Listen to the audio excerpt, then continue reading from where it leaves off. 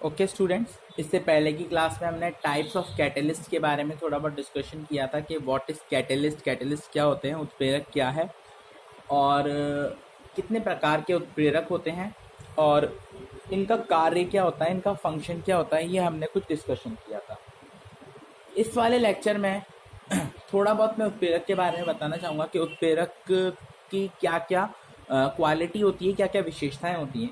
पहला, उत्प्रेरकों की कम से कम मात्रा की आवश्यकता होती है। मतलब अगर कोई रासायनिक अभिक्रिया आप करा रहे हो, उसमें अगर किसी रूप में किसी कैटलिस्ट को काम में ले रहे हो, तो आपको कैटलिस्ट ज़्यादा अमाउंट में लेने की नीड नहीं है। बस आप थोड़ा सा कैटलिस्ट डालो, आपका काम हो जाएगा। मीन्स जो कैटलिस्ट है उनकी रिक्वायरमेंट बहुत ही स्मॉल अमाउंट में होती है। Second, catalyst do not take part in chemical reaction. Means catalyst जो होता है, जो उत्प्रेरक होता है, वह कभी भी किसी भी रासायनिक अभिक्रिया में भाग नहीं लेता। मतलब कि जब आपकी रासायनिक अभिक्रिया पूरी हो जाएगी, उत्पाद बन जाएगा, तो उसके बाद आप चाहो तो कैटलिस्ट को जैसा डाला था वैसे का वैसे सेपरेट कर सकते हो। तीसरा, कैटलिस्ट जो होता है वो एक नई सक्रियण ऊर्जा का रास्ता प्रदान कराता है अभिक्रिया को होने के लिए। मतलब पहले सपोज करो कोई अभिक्रिया है, उसको कंप्लीट होने के लिए 340 किलो जूल 340 किलो जूल की आवश्यकता थी। जब हमने उसमें उत्प्रेरक डाला तो एक नई सक्रियण ऊर्जा की आवश्यकता पड़ी जो कि थी 260 किलो जूल। ओके, मतलब 260। तो यहाँ पे सक्रियण ऊर्जा कम हो गई तो अभिक्रिया की रेट फास्ट हो जाएगी ऑब्वियसली, है ना। तो उत्प्रेरक जो है वो एक सक्रियण ऊर्जा का मतलब नई सक्रियण ऊर्जा प्रदान कराता है। थर्ड वन है आपका उत्प्रेरक जो है वो इक्विलिब्रियम की रेट को भी इंक्रीज करता है। जैसे सपोज अगर कोई रिएक्शन हो रही है तो उत्प्रेरक अगर आपने उसमें डाल दिया तो वो इक्विलिब्रियम जल्दी ले आएगा। ऐसा नहीं होगा कि इक्विलिब्रियम आ गया और फिर आपने उत्प्रेरक डाला तो और जो आपका क्रिया कारक है वो उत्पाद में कन्वर्ट होगा, ऐसा नहीं होगा। एक्चुअली में क्या होता है कि उत्प्रेरक इक्विलिब्रियम पर इफेक्ट नहीं करता, बस उसका टाइम बदल देता है कि इक्विलिब्रियम पहले आपका 4 मिनट्स में आ रहा था, अब इक्विलिब्रियम आपका 2 मिनट्स में आएगा। ओनली जो उत्प्रेरक है वो रेट ऑफ द रिएक्शन पर इफेक्ट करेगा, अभिक्रिया की दर पर प्रभाव डालेगा बच्चों। ऐसा नहीं होगा कि आपके ज़्यादा उत्प्रेरक ज़्यादा मात्रा में क्रिया कारक कंज्यूम हो जाएगा या लग जाएगा और ज़्यादा उससे आपका प्रोडक्ट बन जाएगा। उत्प्रेरक का काम सिर्फ इतना सा है कि जो आपकी अभिक्रिया की दर है, उसकी जो तीव्रता है ना, उसको कम या ज़्यादा करना। ठीक है, तो ये कुछ पॉइंट्स थे उत्प्रेरक के जो मैंने आपको बताए। अब हम स्टार्ट करते हैं हमारे उत्प्रेरक के प्रकार में। पहला प्रकार जो है वो है सामांगी व विषमांगी उत्प्रेरक। देखो, सामांगी व विषमांगी उत्प्रेरक क्या होता है। सामांगी उत्प्रेरक जैसे उत्प्रेरक आपने होमोजीनियस हेटेरोजीनियस विलयन के बारे में पढ़ा है, सॉल्यूशंस के बारे में पढ़ा है ना, कि होमोजीनियस सॉल्यूशन कौन से होते हैं, हेटेरोजीनियस कौन से होते हैं, सामांगी विलयन क्या है और विषमांगी विलयन क्या है। बचपन से पढ़ते आ रहे हैं 9th क्लास 8th क्लास के, कि सामांगी विलयन ऐसा विलयन होता है जिसमें विलयन के सभी घटक आपस में संपूर्ण रूप से मिश्रित होते हैं। वह उनमें भौतिक अवस्था का कोई परिवर्तन नहीं होता, वह हमारी नग्न आंखों से देखने पर हमें वे अलग अलग दिखाई नहीं पड़ते। उसी तरीके से क्या होगा बच्चों, सामांगी अवस्था जो होगी कैटलिस्ट की, उत्प्रेरक की, वो रिएक्टेंट के बिल्कुल इक्वल होगी। जैसे सपोज करो कि आपने रिएक्टेंट लिया है सॉलिड, तो आपका जो कैटलिस्ट है वो भी सॉलिड रहेगा। क्लियर है। अगर आपने रिएक्टेंट लिया लिक्विड तो आपका कैटलिस्ट भी कैसा रहेगा, लिक्विड। अगर आपने रिएक्टेंट लिया गैस तो आपका जो कैटलिस्ट है वो भी कैसा रहेगा, गैस ही रहेगा। तो ये चीज़ तो क्लियर हो गई कि सामांगी उत्प्रेरक क्या होता है। अब एक बार इसकी डेफिनेशन देख लेते हैं। ऐसे उत्प्रेरक जिनकी भौतिक अवस्था क्रिया कारकों की समान होती है, इस तरह के उत्प्रेरकों को हम सामांगी उत्प्रेरक कहते हैं। जब क्रिया कारक व उत्प्रेरकों की भौतिक अवस्थाएं समान हो, इस तरह का उत्प्रेरक सामांगी उत्प्रेरक कहलाता है। अब यहाँ पे कुछ रिएक्शंस हैं, उनके एग्जांपल्स हैं। देखिए कौन कौन से सामांगी उत्प्रेरक हैं। सबसे पहले है सल्फर डाइऑक्साइड का कन्वर्जन इनटू सल्फर ट्राइऑक्साइड में। SO2 converts into SO3। इसके लिए हम SO2 जो है उसकी अभिक्रिया कराते हैं ऑक्सीजन से, किसकी प्रेजेंस में, NO की प्रेजेंस में, नाइट्रस ऑक्साइड जो है वो आपकी है उत्प्रेरक का कार्य करेगी यहाँ पे।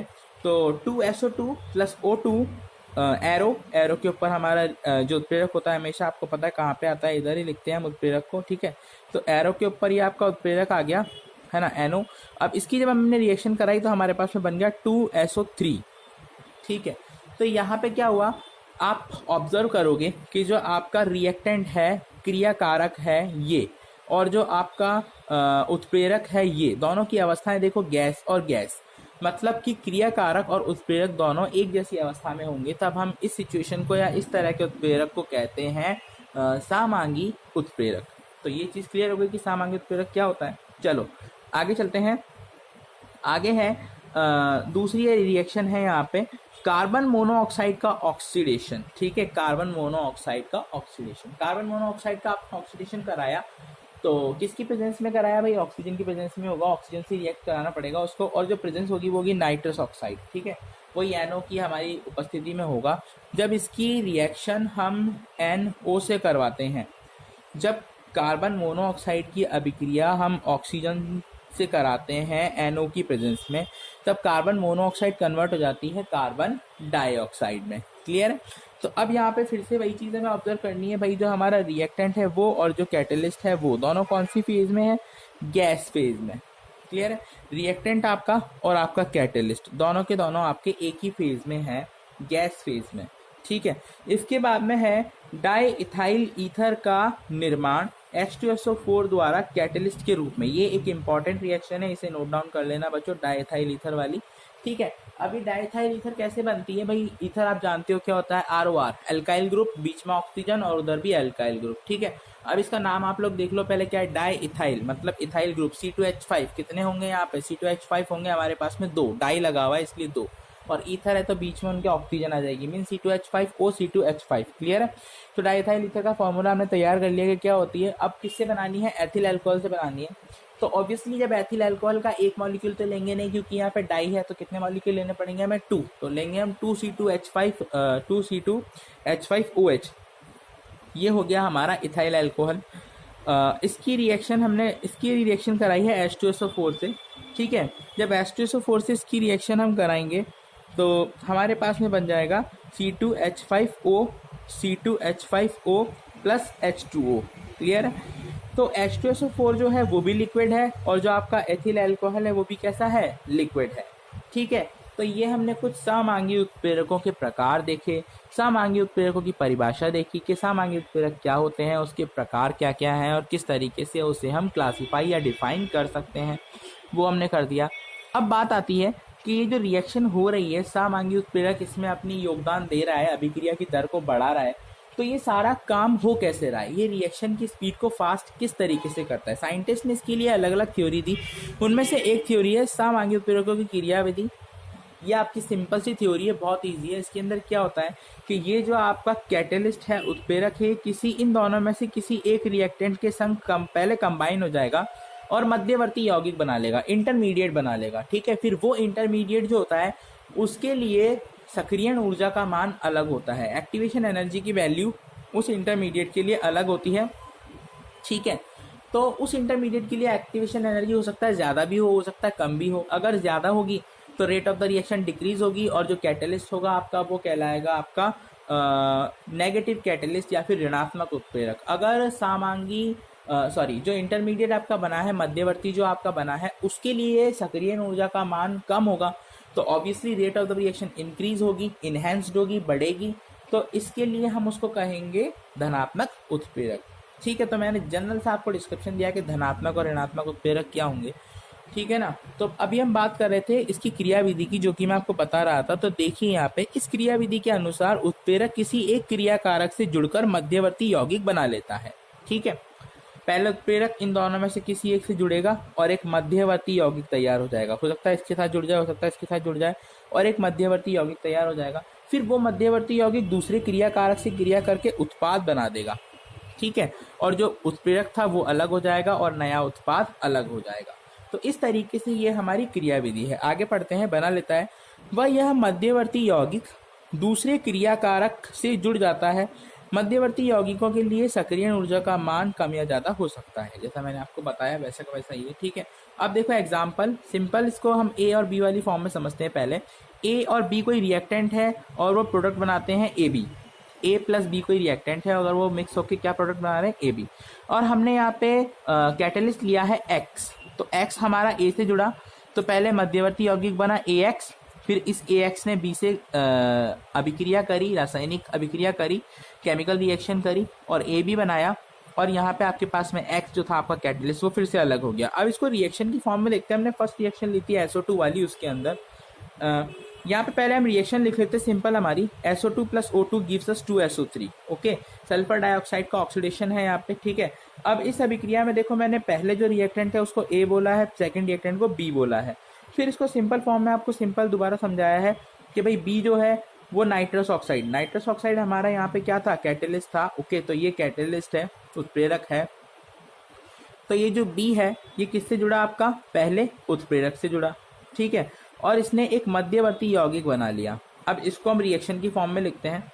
O2 से मैंने क्या जोड़ा, 2NO नाइट्रस ऑक्साइड। ओके, जब ये इससे जुड़ा तो 2NO2 बन गया, मध्यवर्ती यौगिक बन गया। क्लियर है, ये बन गया अपना नाइट्रोजन डाइऑक्साइड, मध्यवर्ती यौगिक है ये। इसके 2 मोल बन गए, 2 अणु बन गए। अब क्या होगा, इसके जो 2 अणु बने हैं ये 2 अणु SO2 सल्फर डाइऑक्साइड से अभिक्रिया करेंगे। जब ये सल्फर डाइऑक्साइड से अभिक्रिया करेंगे तो सल्फर डाइऑक्साइड को सल्फर ट्राइऑक्साइड में कन्वर्ट कर देंगे और खुद जैसे थे वैसे के वैसे वापस से निकल जाएंगे। आपको रिएक्शन यहाँ पे दिखाई दे रही होगी। तो ये थी आपकी क्रियाविधि समांगी उत्प्रेरकों की। ओके स्टूडेंट्स, इतना क्लियर है। आगे चलते हैं।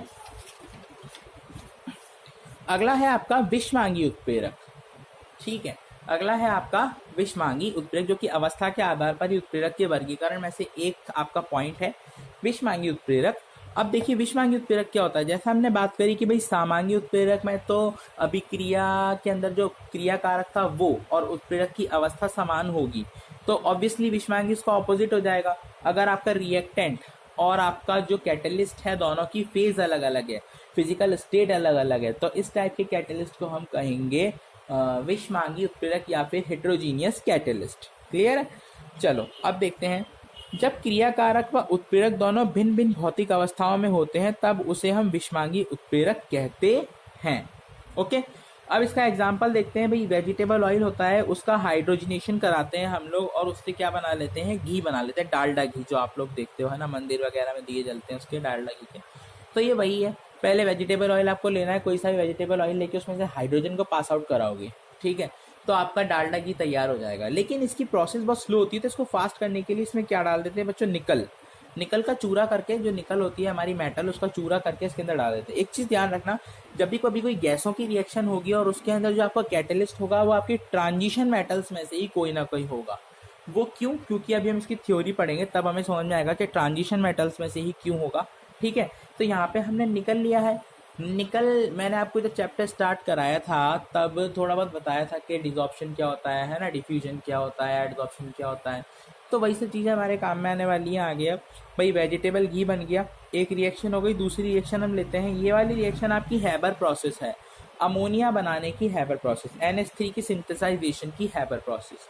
इसके लिए बहुत सारी स्पेसिफिक कंडीशंस होती है, तो मैंने सारी कंडीशंस यहाँ पे नहीं लिखी है, ओनली बस एक कैटलिस्ट लिखा है और रिएक्टेंट लिखा है और प्रोडक्ट लिखा है। क्लियर है। चलो स्टार्ट करते हैं। आपने लिया N2, उसको रिएक्ट करा दिया 3H2 से। अब ये जो प्रोसेस होती है ये बहुत स्लो होती है, ठीक है। तो इसे फास्ट करने के लिए हम लोग क्या करते हैं, इसके अंदर Fe का चूरा डाल देते हैं, आयरन का चूरा करके इसके अंदर डाल देते हैं। तो उससे क्या होता है कि जो रेट ऑफ द रिएक्शन है ये बहुत ज़्यादा बढ़ जाती है ना, और फटाफट से जो जितना भी आपका रिएक्टेंट है वो प्रोडक्ट में कन्वर्ट होने लगता है। क्लियर है। अब हम देखेंगे कि विषमांगी उत्प्रेरक जो है उनकी क्रियाविधि क्या है, कि वो किस तरीके से भाई कार्य करते हैं। तो विषमांगी उत्प्रेरकों का अधिशोषण सिद्धांत हमें पढ़ना है। विषमांगी उत्प्रेरकों का अधिशोषण सिद्धांत, इस सिद्धांत में ये बताया गया है कि जितनी भी ट्रांजिशन मेटल्स हैं उनको अगर हम उत्प्रेरकों की तरह कार्य में लेते हैं, काम में लेते हैं, तो उनमें रिक्त डी कक्षक उपस्थित होता है। रिक्त डी कक्षक मतलब कि खाली पड़ा हुआ डी ऑर्बिटल, ठीक है। अब जो ये खाली पड़ा हुआ डी ऑर्बिटल है, इसके अंदर क्या होता है कि जो भी आपकी गैसेस हैं ये सिंपली आके वीक बॉन्ड बना लेती हैं, ठीक है। अब क्या होगा, आपका जो दूसरा रिएक्टेंट है वो भी आएगा और उसी जगह पर बॉन्ड बनाएगा और गैसों के कांटेक्ट में ज़्यादा आता है। तो इस तरीके से जो आपके रिएक्टेंट की कांटेक्ट की प्रोसेस थी वो एक सरफेस मिलने के कारण इंक्रीज हो जाती है और उससे रेट ऑफ द रिएक्शन भी इंक्रीज हो जाती है, ठीक है। जस्ट सपोज करो आपके पास कोई सतह नहीं है, एक गैस के अणु दूसरी गैस के अणु से हवा में क्रिया कर रहे हैं, तो कोई अणु आपस में बंध बना पाएंगे, कोई नहीं बना पाएंगे, आपस में इतना टकराएंगे या नहीं टकराएंगे, ठीक है।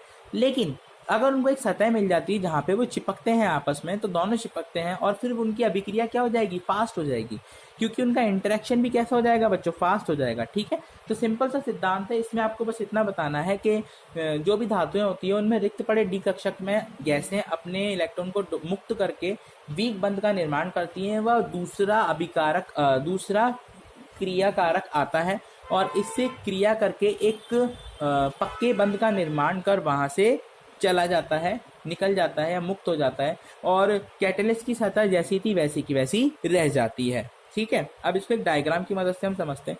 सपोज करो ये कोई है मेटल की सरफेस, ये रिएक्टेंट ए और बी है। ठीक है, अब ये रिएक्टेंट ए और बी यहाँ पे आए, इन्होंने इससे वीक बॉन्ड बनाया। फिर थर्ड स्टेप में क्या होगा, इन दोनों के बीच में एक स्टेबल बॉन्डिंग होगी। ठीक है, जो बॉन्ड बनना था वो बना, आपके प्रोडक्ट की रिएक्शन यहाँ पे हुई, प्रोडक्ट बना। जैसे ही प्रोडक्ट बन जाएगा वैसे ही अब वो इससे अटैच नहीं रहेगा, यहाँ से इसको छोड़ के चला जाएगा। ठीक है, तो जो आपकी मेटल की सरफेस थी वो वैसी की वैसी है, बस इसका फंक्शन सिर्फ इतना है कि एक सरफेस प्रोवाइड कराना रिएक्शन को होने के लिए। क्लियर है? तो आज के लिए इतना ही। समांगी और विषमांगी उत्प्रेरक आई होप आपको अच्छे से समझ में आए होंगे।